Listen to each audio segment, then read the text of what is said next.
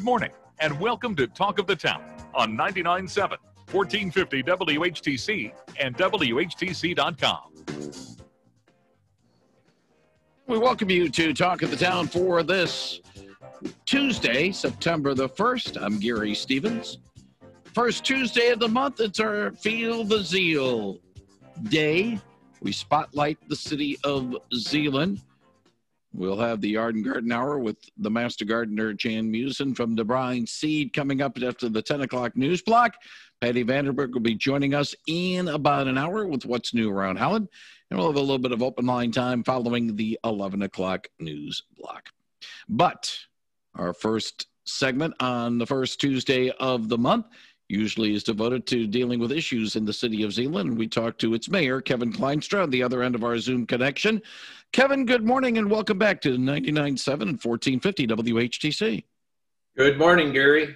Glad you are with us. And if you have a question for Kevin, he'll be happy to answer it at 395-1450, 395-1450. Do you get the feeling, Kevin, everybody's ready to get back to work, back to school? Yes, we got Labor Day coming up next weekend, but it's almost as if, you know, we've had some fun this summer. Yeah, it's been a little bit of a different summer, but let's get to work and let's get back to some semblance of the normal routine. Yeah, it seems like things are getting back to normal a little bit.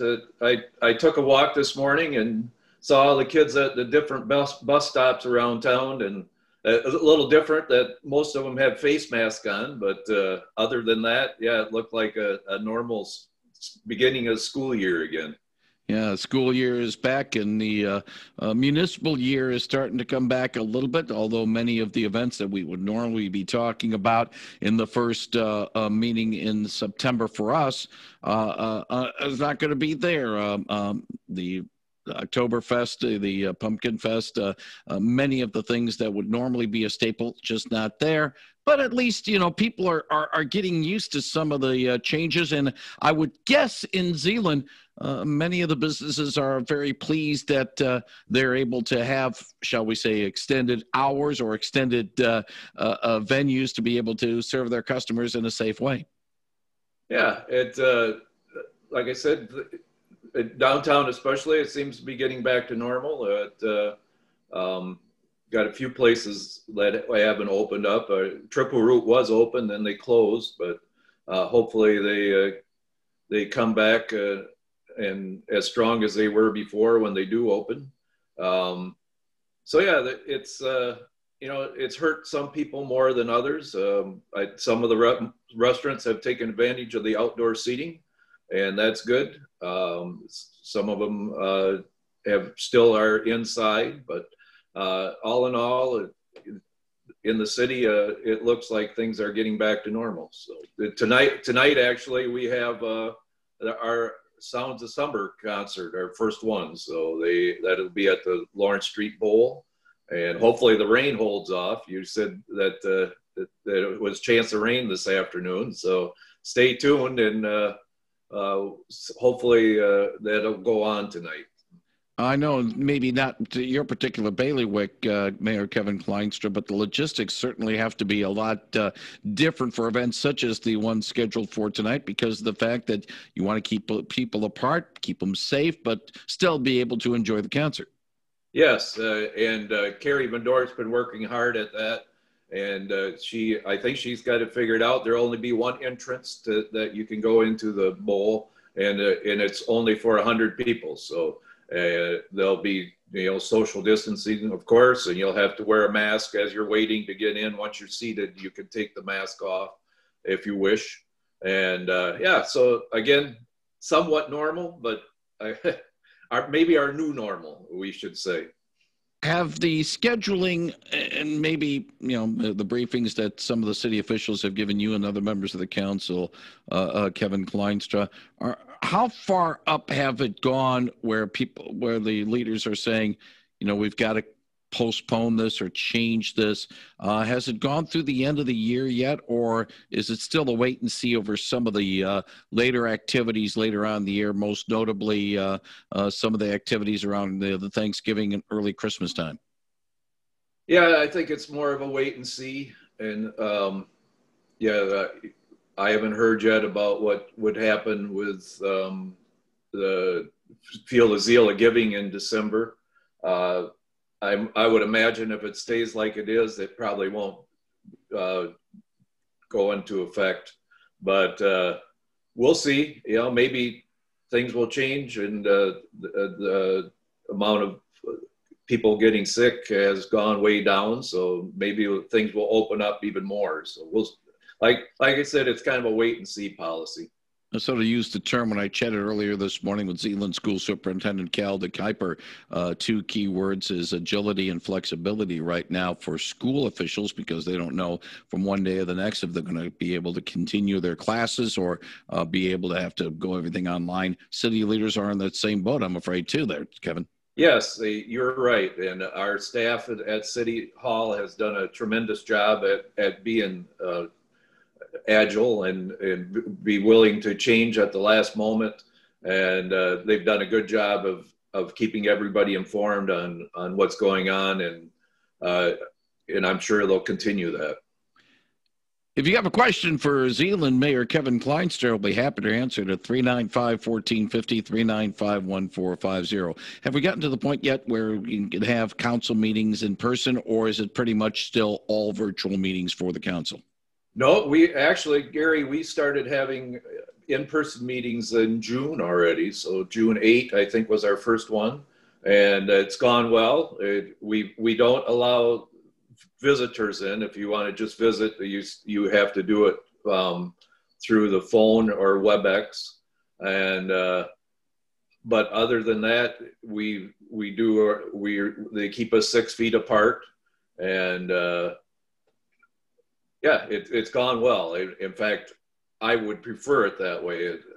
We did the virtual for a couple months, and it worked, but I would much rather meet in person. The reason I brought that up is the fact that it's one thing that the members of the council meet together, and unless the room has changed over the years from the last time I covered a Zeeland City Council meeting, where it's a little bit closer than it is, say, in Holland, which has the big room and has the ability of maybe spacing everybody out. Logistics, when there is a meeting, council members, yes, city manager Tim Clunder would be a part of it as well, and the city clerk as well.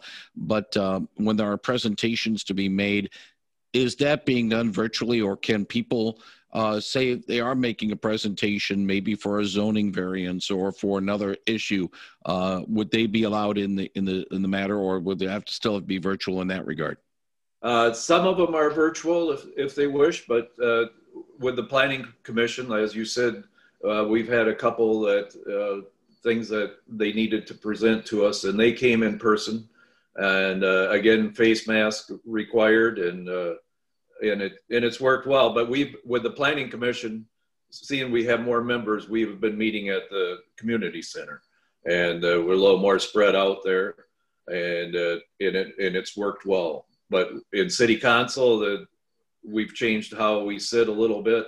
And instead of having the city attorney and the city manager up on the counter with us, they sit down below, and the city clerk as well. She goes down a step, and so yeah, we make it work. Again, we adapt on how we do things. So.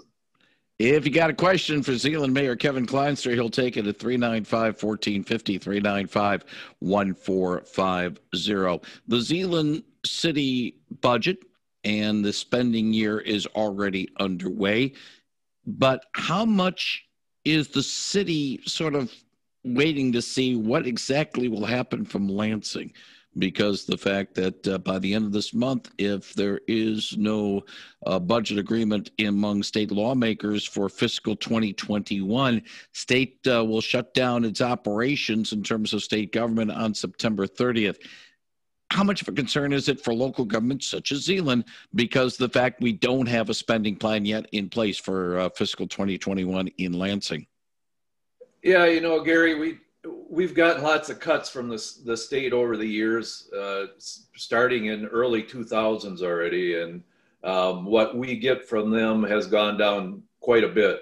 And they've got the stuff that they have to give to the cities. Then they have the other part where it's a little more adjustable. Well, the adjustable part of the money we get has gone down, and so we've gotten used to not getting as much from the state, and we've been very fortunate. They presented what our budget looked like to us at our last meeting, and we had a $1 million surplus in the year.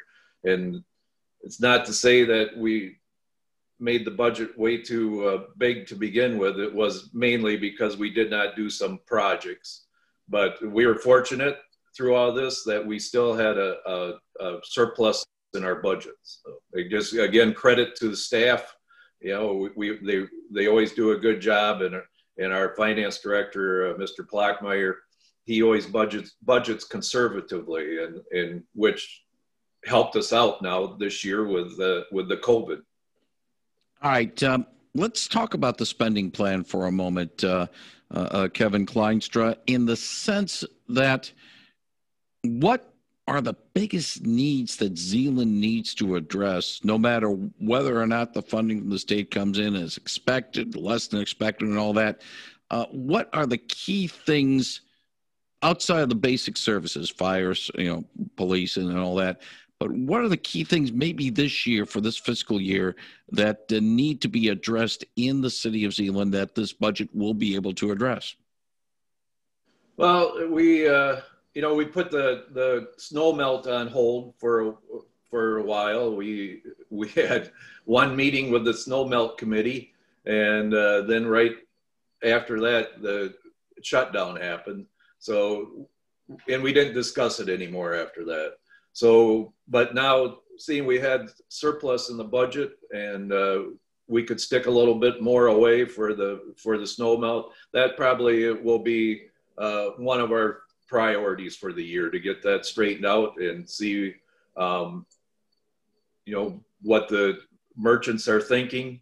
And, but it was brought up, maybe instead of us charging the merchants, or the store owners, I should say, the cost to put the snow melt in, that maybe the city can pick that up, and that would be no cost to them. And but once it gets running, then there would be a cost to the store owners, that they would have to pay for the operation costs. So probably just one way to help them through all this the pandemic, that we've been looking at ways that how we can help our downtown merchants, and that would probably be one of them, that we would cover the cost for installing the snow melt, and they would not have to worry about that. The reason why I brought that up, Kevin Klynstra, is the fact that in past years, Zeeland had attacked certain aspects of their community with major projects, be it park renovations, Heisinger Park most notably, but some of the other parks as well. Some of it working with the state, such as the Western Gateway Roundabout with the junction of Washington and Maine. Other projects over the years, the splash pad, and maybe some of the renovations around the community center as well. So that's why I was just sort of asking, besides just the basic services, maybe something in particular that the city wanted to do. And you mentioned the snow melt, which is something we had discussed before the pandemic did strike. And what are the things that maybe the city needs to touch upon? I know the wish list, and you and I talked about it before, getting access to Heisinger Park, besides just on vehicular between the main city and over Business 196, is something that might be a future wish list idea. Oh yeah, that's still on the probably number one on our list as far as our pathway plans. So yeah, that's another thing that will be visited, and we'll probably have some public hearings on it to see what the public is thinking about, where they would like to have a crossing on the highway.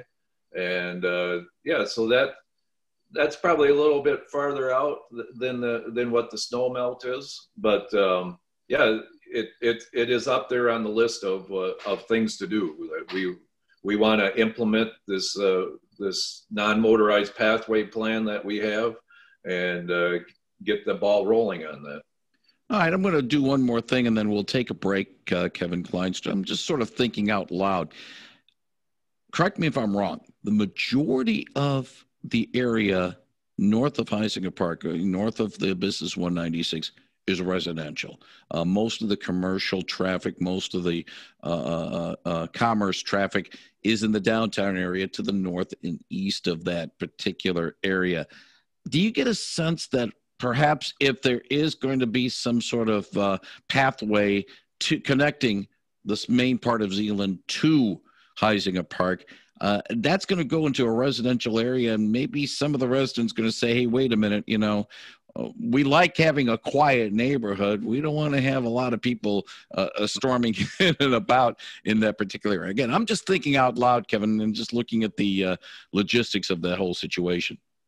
Yeah, you always have to think about that. You don't want to disturb a neighborhood when you do a project like that.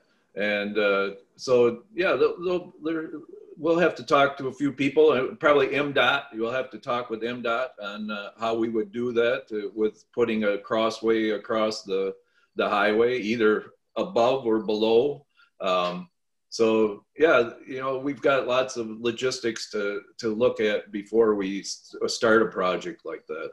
I hope we can talk about this in the past tense, maybe 10 years from now, if we're both in the same position. There you go, Gary. Yeah. And this might be, really one of the, dream lists for, say, 2028, 2029, but maybe it might come sooner. Never know. We'll see what happens. Kevin, during our conversation this morning, we got an email from Carrie Van Dorp, who's the events coordinator for the city, talking about September the 28th, National Good Neighbor Day, and Zeeland plans to join in the national campaign this year. I know that maybe you don't know a lot about this particular event, but still, let's put it this way. It's a good thing to be good neighbors, right? That's right. In fact, at last council meeting, we voted on taking the Good Neighbor Pledge, and we did that. And yeah, I think it's a good thing to have. I just read over it again before I went on the air, and it's it makes sense. Be a good neighbor, and make sure you talk to your neighbors and let them know who you are, and you see if they need any help. And it makes sense. If we want I think a great community has great neighborhoods and great neighbors. So it's a win-win proposition, I think. It was created, according to Kerry's press release, in the early 70s out of Montana, and it was proclaimed Good Neighbor Day on the 28th by President Jimmy Carter in 1978. And the pledge, by the way, and I will give the pledge out so people know about it. I pledge to be the good neighbor with the goal of becoming a more connected and caring community. I will be a person who lives with kindness and concern for my neighbors. I'll take the first step by connecting with neighbors and introduce myself. I will practice the good neighbor mindset to make connections, invitations, stay aware, and be available to my neighbors. Good neighbors make good neighborhoods. You know something, Kevin? Considering what's going on, say, in Kenosha, what happened in Minneapolis, incident in Los Angeles overnight for our conversation, you know something? May not be a bad idea to have a lot of people get involved with this Good Neighbor Day. Yeah, I agree. It's kind of troubling times. You hear what's happening in some of these cities, and maybe if they would get to know their neighbors a little better, it probably wouldn't happen like that. And it's not just your neighbors next door to you. It's your whole community and in surrounding areas as well. Get to know people. Talk to them. Stop and talk to them. Get to know what their feelings are and listen. Don't just talk. Listen to what they have to say. And I've talked to a young lady recently, and I'm impressed on how she goes about and talks to her neighbors. and she gets to know them, and she is probably the best thing for this with this good neighbor policy.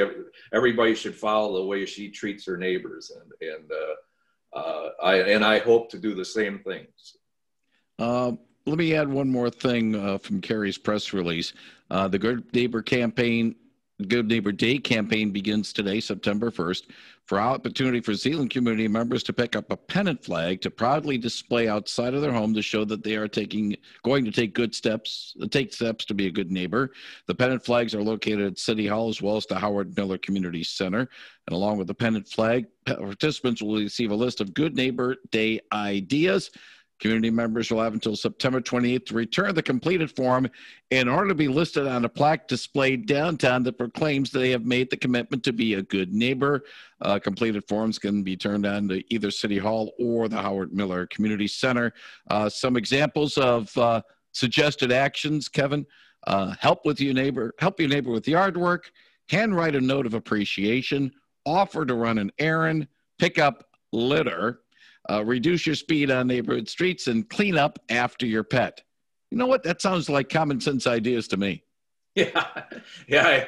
I guess I would hope that we didn't need a policy to have people do that. But, it's with the passing of my wife, I found out a lot about my neighbors, how concerned they were. And like you said, it's common sense to be like that. But some people would rather stick to themselves, and they don't want to talk to their neighbors and not help out. And some people would rather complain. But I think if you get to know your neighbors, the complaining would probably be less, and there would probably be smiles instead of fist shaking. Something. I'm going to end our conversation on this note. I mean, we could talk about some of the problems or some of the issues or some of the upcoming things, but you know what? Let's leave our conversation with this good note about Good Neighbor Day, and hopefully it, not only in Zeeland, but also throughout the Lakeshore communities, to have everyone participate in this. And, one way of stemming some of the tensions we have in this country is to be a good neighbor. I kind of like the idea, Kevin, and I think I'm just going to end the conversation on that note. Sounds good, Gary. And with Kevin Klynstra, he joins us every Tuesday, first Tuesday of the month on WHTC's Talk of the Town to talk about some of the things going on in his community. We'll put a link to cityofzeeland.com where you can get more information about what's going on in Zeeland when we put the podcast of this particular conversation with Kevin on our website at WHTC.com. Kevin, wish you and all involved with the city of Zeeland well over the next month or so. Let's do this again in October. Okay, thanks, Gary. Thank you very much. Kevin Klynstra, the Zeeland Mayor, on WHTC's Talk of the Town.